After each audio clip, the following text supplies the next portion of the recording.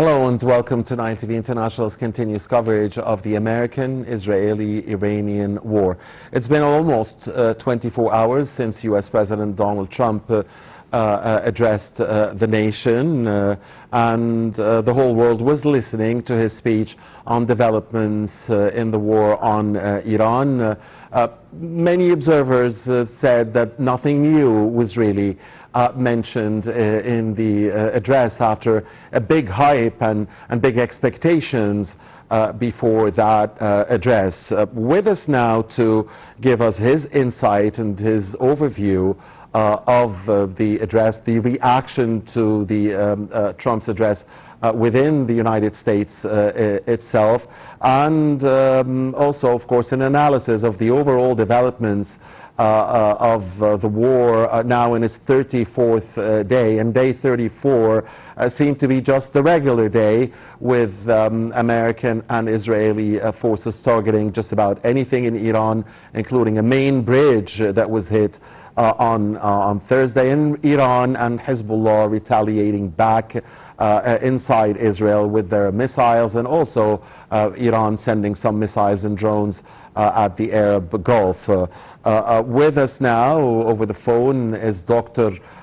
Paul Davies, Professor Paul Davies at the Institute of World Politics, speaking to us from Washington, D.C., and that's where the U.S. President spoke to the nation and where the world was listening.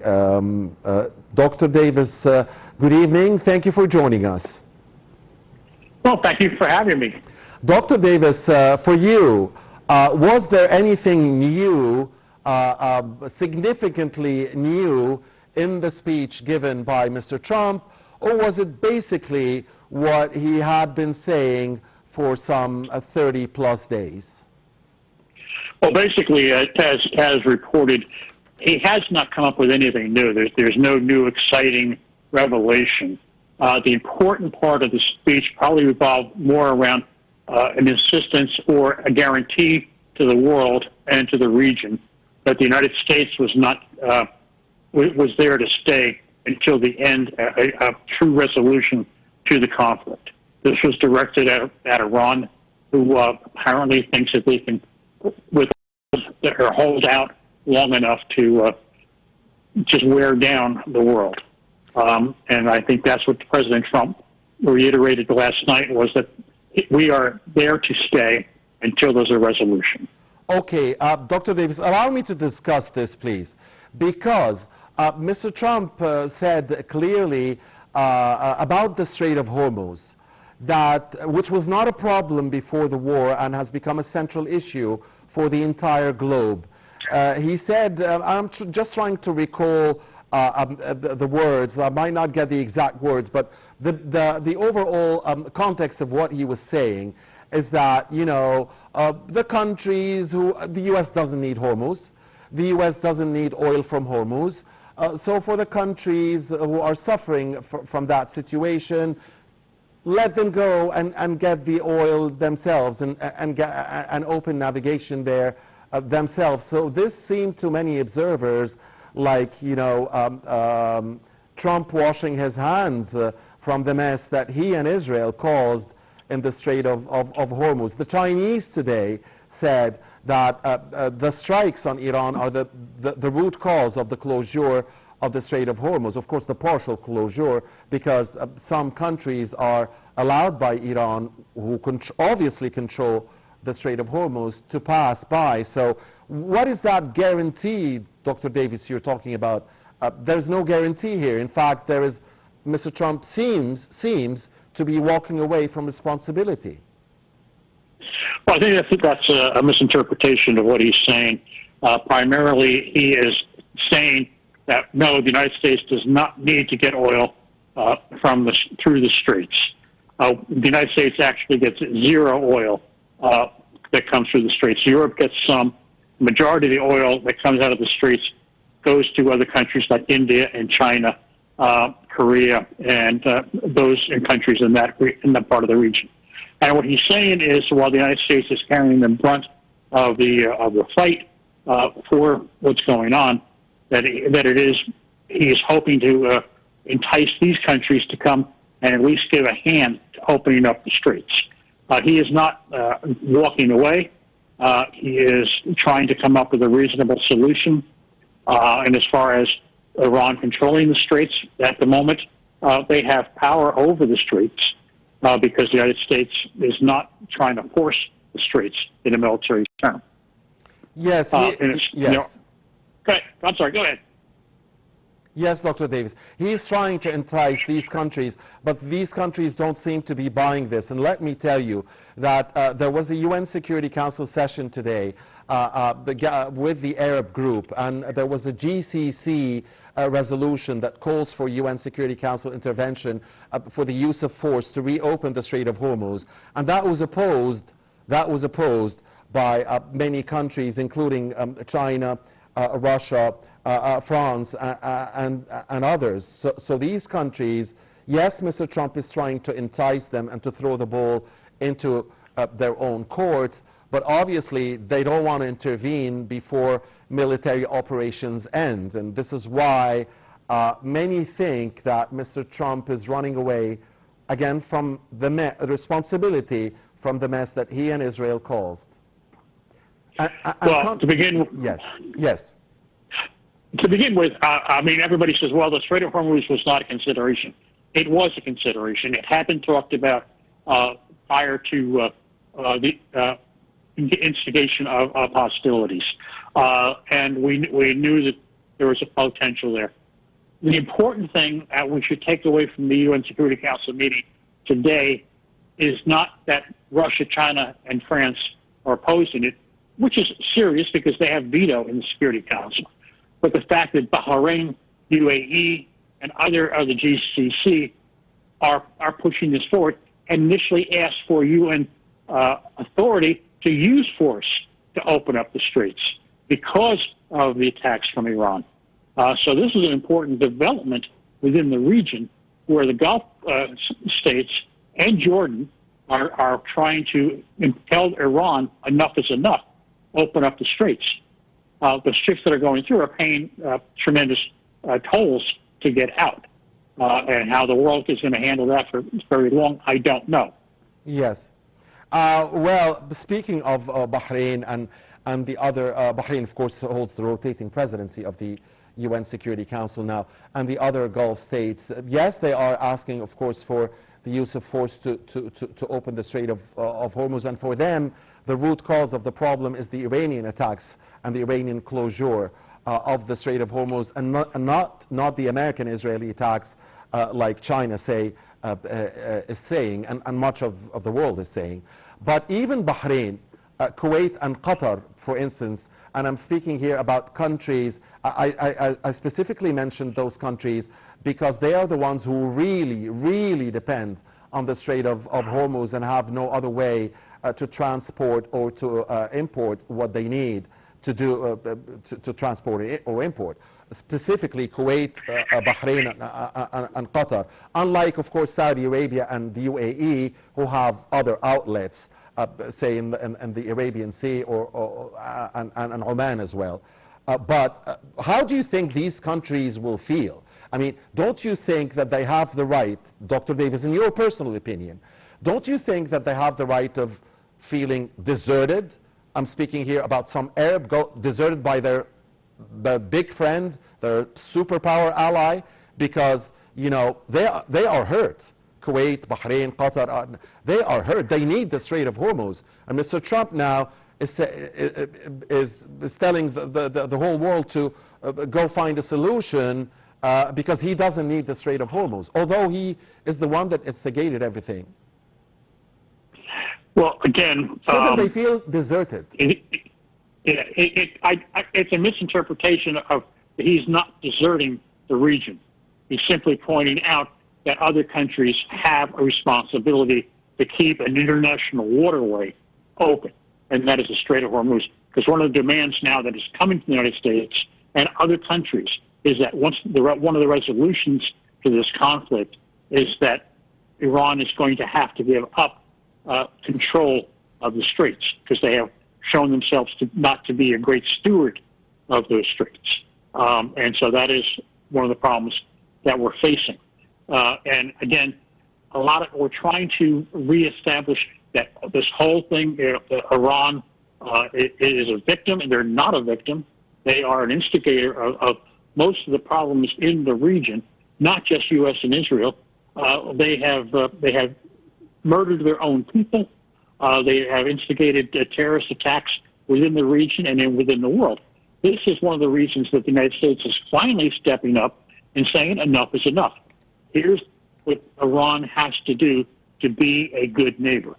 Now, as far as the GCC is concerned, they're not being abandoned by the United States. I think the anger is not coming at the United States. I think it's coming more from the fact that their neighbor, their Islamic neighbor, Iran, has been attacking them, and they want that to stop.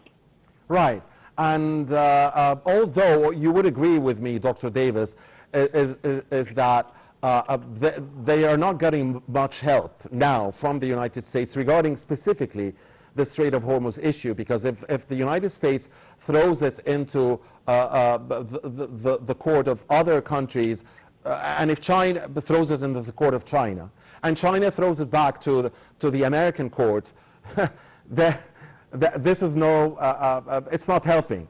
It's not helping, because it seems that the Americans are betting on the Chinese influence on Iran, and that the Chinese, which have presented an initiative along with Pakistan a couple of days ago, it seems that the bet is that China will be the one that will force Iran to open the Strait of Hormuz. But if each side continues to bet on the other, then there are victims here in the middle. I'm speaking here about the Arab Gulf countries. They are victims.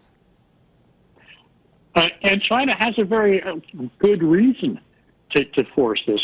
As you have mentioned, the president said the United States does not use oil that comes out of the streets. China, on the other hand, gets 40% of its energy from Iran through the streets. So it does behoove them to try to calm the whole thing down. They are a victim of Iran's aggression. Dr. Davis, Mr. Trump talked about a safer world, and you were just mentioning that it's your own belief as well that Iran is the source of instability in the region. And Mr. Trump was talking about, that the U.S. did this to make for a safer America and a safer world and a safer region. But do you really think that the world is now safer, or even America, or even the region? And what will happen after the end of the war? Do you think the region will be safer? Do you think the world will be safer? The world that is now suffering from impoverishment, really, due to the high prices of energy and food, and some terror attacks might occur here and there across the globe. There is an atmosphere of hatred that is being created. Look at what's happening in Iraq, for instance. So, I mean, is this really making the world, America, or the region safer? Well, again, it's going to depend on what the resolution is. Now, you mentioned Iraq. Who is running the militias in Iraq? It's Iran. So therein lies that particular problem. Who is running Hezbollah? It's Iraq. Or excuse me, it's Iran. Who is running the Houthis? It's Iran. If Iran can be removed from the situation when they can no longer economically sustain their proxies, then yes, everything is going to get safer. We've seen this in the region once the Abraham Accords and other peaceful applications have been made. The air region did get safer. What made it unsafe? Actions by Iran and Iranian proxies. So if Iran can be stabilized, then yes, it's going to get safer. And that's the other thing we have to look at, is the fact that Iran's economy is right now crumbling. Speaking of the Abrahamic, I'll get back to that point, Dr. Davies, later, the Iranian economy and the targeting of the economic power of Iran by America and by Israel, which seems to be the phase that we are in now. But because you mentioned the Abrahamic Accord, Do you really think the atmosphere is conducive for Abrahamic Accords? And let me just say something, that if America and Israel say that Iran is the main source of terror or instability or insecurity in the region, then many countries here in this region, including Egypt, has been saying for decades that the main source of instability in the region is the Israeli occupation of Palestinians' lands, and that the only way for peace, security, stability, and prosperity to prevail in the region is by solving the root cause of all problems, which is the injustice that has been dealt to the Palestinians. Once the Palestinians have their independent, viable state, then peace, security, and stability and prosperity as well could engulf the region. I wonder what is your view on that specific point. Basically, so how can you have Abrahamic history, Accords without justice being given to the Palestinians? 1948. Yes. The Palestinians have been offered their own nation many times, 7 times from what I can count. Even in Gaza, Israel pulled out of Gaza completely, and for 25 years ago, gave it over first to the Palestinian Authority, and then Hamas was elected into it. The Palestinians had their own country. They had their own freedom. And what did they do? They took the money that was being poured into it to turn it into a military island and attack Israel. So, I mean, we talk about the occupied territories. This is a philosophical problem. They never had their state. They never had their independent and viable state, according to the borders of June 4, 1967, and that's the United Nations Security Council resolutions. If we implement the UN Security Council resolution, then they will have their state, and then peace and security will prevail. They never had their state, Dr. Davis. Well, again, why? What is the reluctance? Every single time Israel has made concessions, pulling out of Sinai, pulling out of Gaza, giving up land for peace. There was no peace. There was just constant attacks. So why, at this point in time in history, should Israel believe that if they give in more, that Palestine will suddenly become a peaceful group of people? You know, but history does not support that. Yeah, history and supports to talk history, to talk right about history.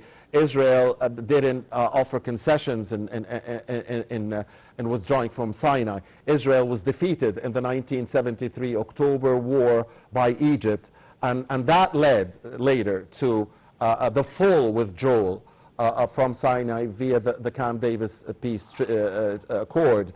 But they had to leave because they were militarily driven away by Egypt in October of 73. Dr. Davis, now back to Mr. Trump's speech, if you'll allow me. He threatened to get Iran back to what he called the Stone Age. Could you tell us exactly what did he mean by that? And how in the 21st century can we talk this language diplomatically? And what is exactly meant by that? And isn't he also punishing the Iranian people, not just the Iranian regime? If you hit power plants, as he has threatened to do, and oil stations and destroy bridges, you are actually impoverishing the Iranian people themselves. The economic war that you were talking about, the economic targeting of Iran's fortunes, isn't this becoming a war against the Iranian people and not just the Iranian regime? Okay, we'll start the first line. We need to. This is maybe a translation or cultural thing. Bombing them back to the Stone Age is an American euphemism that basically means defeating them. That's all that means. It's been used. We talked about it back in the Soviet Union days. that we would take the Soviet Union and bring them back to the Stone Age in order for them to begin properly. Again, it's a statement that he shouldn't have said, but he did. But to take it in context of an Americanism, that's all he meant. Now, as far as attacking the Iranian people, what we're receiving is the little amount of information that we can get out of Iran, since they have shut down all international communications with the people, is that the people are supporting the attack on Iran. They're supporting removing the regime. They're supporting the bombing. And I've heard Iranian expatriates tell me this to my face, that yes, the Iranians, when they contact their families in Iran, they're more than happy to be subjected to this if it gets rid of the regime. Do you really think, Dr. Davis, that Iranians are ready to give up their wealth? I mean, their oil, their power plants, their bridges, their roads, the way the strike by the mighty power of the U.S. military. They're ready to give that up and not feel anger or hatred or want to get revenge of those who are doing this to them? I mean, even if they have differences with their regime, yes, there might be some portion of the Iranians who might think that way because they think they'll be able to build better in the future. But be sure that the overwhelming majority of Iranians would not like to see their fortunes being depleted by strikes. Well, this is going to go back to the Iranian government. How well do they feel about their own people? They're saying they're talking to the United States, but there's no negotiations going on. They're not giving in to anything. So, the United States is just continuing to put more and more and more pressure on it. So if it ultimately is that the United States, the military, is going to subject Iran to this kind of increasing pressure, is it not up to the Iranian government then to do something to help their own people? However, they have always shown they have no desire to help their own people. They have no control of their own people. They, killing people in the streets, hanging people for no particularly good reason. This is not a government that is supporting their own people. And the United States is just trying to force the issue. Yeah, pressure and more pressure. And it's obvious that the United States still has some cards in hand and still has, more gears. It's obvious. And it's also very probable that the Iranians as well do have some hidden cards and still have some surprises in gear. But is this really the world we want to be living in? I mean, and war and destruction and depletion of really of the world's fortunes, not just Iran. I mean, listen to the United Nations Secretary General today, Mr. Antonio Guterres, calling for an end to this war, which is inflicting a big harm to humanity.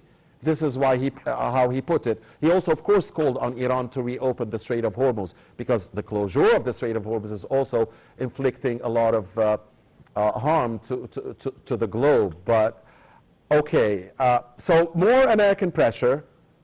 Where will this lead? I mean, do you think Iran will capitulate in the end, really, knowing their history, their pride, their ego, this big country, civilization, this theological state or the state that depends on, that believes that martyrdom will lead to paradise?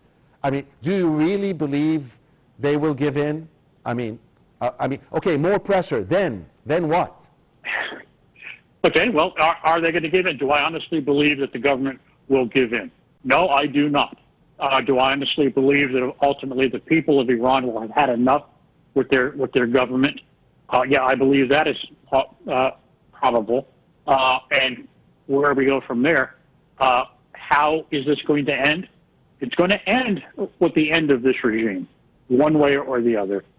I believe it's going to end because the Iranian people will finally have had enough of this and will rise up. They may be helped by outside forces, but I don't know. I do not believe that the regime itself will willingly give up. Let's take a look at history. I mean, at the end of the Second World War, Hitler did not give up. He killed himself in a bunker and destroyed his country. Is that what the Iranian government wants for itself? Total destruction? I don't think so. Is that what we want for the Iranian people? It is not. It's all up to the Iranian government at this point, how far they're going to let this go. Okay, let's assume that they don't give up, and we obviously agree that this is the most probable scenario, that they won't give up. What happens after 2 to 3 weeks? I mean, Mr. Trump, at least there seems to be a pledge a commitment that in 2 or 3 weeks America will be out. So, okay, so he has hit everything in Iran, and then he leaves after 2 or 3 weeks. Then what? I don't think he's going to leave in 2 to 3 weeks if the job isn't done. This is a time schedule, and time schedules from a military standpoint, time schedules are adjustable. I think what's going to happen as we get closer to the next 2 or 3 weeks, what you're going to see is just increasing military activity on the part of the United States and Israel. We have complete control of the skies, so what you're going to see is massive bombardment by aircraft, particularly the B-52s that are now free to roam over Iranian skies, basically pulverizing what's left of the Iranian military. And at that point, the decision will be made where we're going to go. Are we going to go in and arm the Iranian people, the resistance in Iran? Are we going to land troops on the ground and work that way? This is, unfortunately, there are what we call in the United States military, at least all militaries, there are a variety of contingency plans. If A happens, then we do B. If A does not happen, then we do C. And these are plans that have already been made, and they will be put in place. Of course, knowing that they will be very, very, very risky, and that American lives would be, up for grabs. So the way you put it, you think Mr. Trump is ready to risk American lives just to overthrow the new supreme leader? Whether he's willing to risk American lives is something that only he knows. From a military standpoint, from a historical standpoint, ultimately that's a decision that's going to have to be made. And at this point, I don't know how much of a risk it is. There's a risk assessment group that resides in the Pentagon, and they're making that determination at this point. Mm-hmm. And they can probably say how many lives will be lost, what the results are going to be, what the return of those lives are going to be, and then somebody is going to have to make that decision. Mm-hmm. But you agree that one life lost is too much? I mean, even one. I mean, this is how we believe about the preciousness of human life. Like you said, we have a martyrdom system in Iran. What is their threshold of pain? Mm. Yeah, they believe in that. I mean, they are ready to sacrifice. Probably they're ready to sacrifice hundreds of thousands. But do you really think the Americans are ready to sacrifice thousands? I don't think the Americans are going to sacrifice thousands. And we saw this in the war with Saddam, the fourth largest army in the world. But Allied power went in and destroyed their capabilities. But reading from history, I mean, where did America, using ground troops, succeed? I mean, did they succeed in Afghanistan? Did they succeed in Vietnam? Did they succeed in Iraq? I mean, you tell us. I mean, where in history did America put boots on the ground and succeed? In Europe, in Africa, in Asia. And did they succeed in Afghanistan? Militarily, they did succeed. Politically, they failed. Yeah. Same thing in Iraq. Militarily, yes, they succeeded. Exactly. Politically, they failed. Exactly, as you put it, Dr. Davies. I mean, success is measured, and you're the expert, but we measure success strategically, politically, not just militarily. Obviously, I mean, militarily, no one, and this is the one thing that Mr. Trump said that no one disagrees with, that no one is a match for America. Yes, that's clear. But otherwise, they could lose politically and strategically overall. I mean, some are debating that the U.S. would come out as a strategic loser, by the way, from this war. A big military winner, a big show of force, but strategically, maybe they will lose. What do you think? Well, ultimately, it's going to depend also if we have to use ground forces. That is the very last thing we're going to do. A lot of it's going to depend on what happens with the civilian population inside of Iran, how much they will, what their resistance level is going to be. We're not worried about the IRGC, but what about the Artesh? Is the army going to support the regime? We've already gotten reports of desertions and things of that nature. So it depends. We talked about Afghanistan and Iraq. In Iraq, we won quite well until we stayed too long.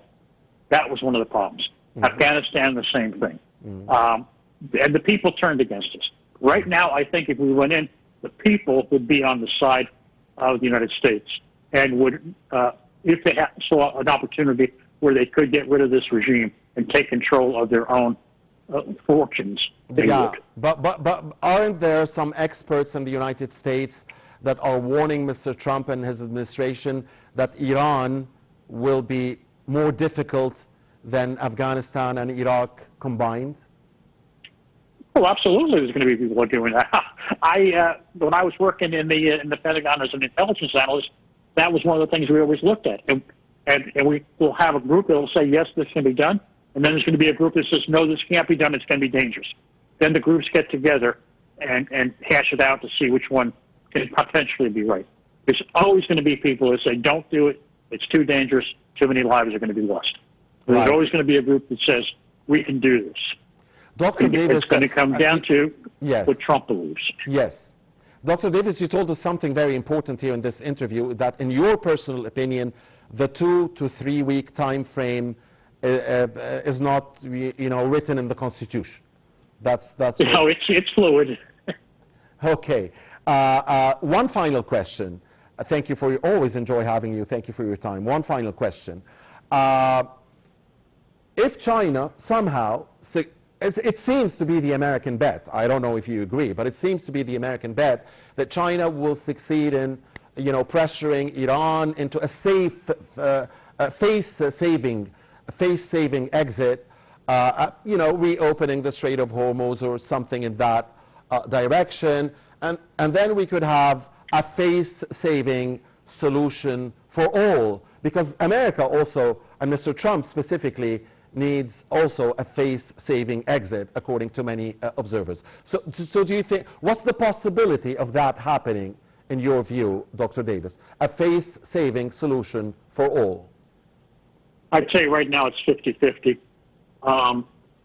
It's going to come down to the one thing Trump cannot back away from is the nuclear portfolio. If that's not going to be discussed, then he's not going to go into any type of other negotiations. If Iran is willing to give up its enriched uranium and also its ballistic missile manufacturing, there is a potential of a face-saving solution. That I don't think is going to happen, but that's where it lies right now. 50-50? Yeah, at this point, I'd say 50-50. Okay. What about the Strait of Hormuz? The Strait of Hormuz has got to be open. That's not even negotiable. All right. It's got to be reopened. Thank you very much. Dr. Paul Davies, the professor at the Institute of World Politics. Always a pleasure having you with us. Looking forward to talk to you. Happy to be there. Happy to be here. Thank you. Thank you from Cairo to Washington. Thank you. And dear viewers, that was Paul Davies, the professor at the Institute of World Politics, with us here live on Nile TV International, analyzing the latest developments in the American-Israeli-Iranian war. It's going to be time now for 9 News. Please stay with us.